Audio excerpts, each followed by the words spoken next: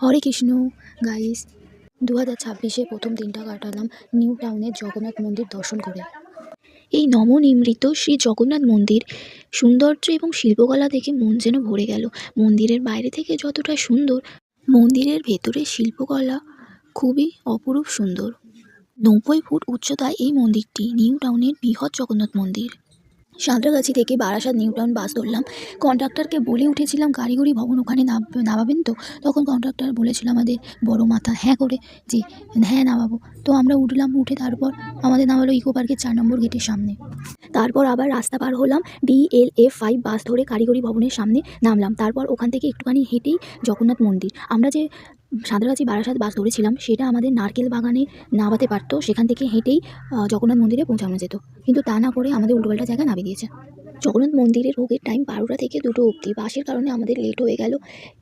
তারপর মন্দির দর্শন করার পরে আমরা কিছু খেলাম, খেয়ে বাস স্ট্যান্ড থেকে বাস ধরে বিশ্বগেটের সামনে নামলাম। তারপর আবার সাঁতরাগাছি বারাসাত বাসে উঠলাম রাস্তা পার করে। আর আপনারা জগন্নাথ মন্দিরে যদি কোনো দিন যান তাহলে বিশ্ব বাংলা গেটের সামনে নামবেন, ওখান থেকে যে কোনো বাস ধরে কারিগরি ভবনের সামনে নেমে পড়বেন। আমরা প্রথমবার গিয়েছিলাম, তো জানাও ছিল না, তাই জন্য একটু সমস্যায় পড়ে গেছিলাম, কিন্তু তাই হোক ঠাকুরের কৃপায় আমরা ঠিকঠাক মতো পৌঁছে গিয়েছিলাম। এই মন্দিরে সুন্দরভাবে ফুটিয়ে তোলা হয়েছে পৌরাণিক কাহিনী, সমুদ্র মন্থন এবং ভগবান বিষ্ণু 10 অবতারের গল্প।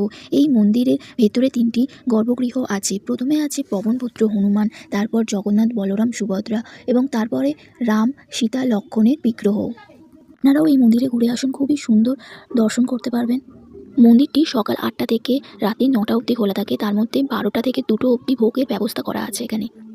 ভিডিওটি ভালো লাগলে লাইক কমেন্ট করে দেবেন। রাধে রাধে।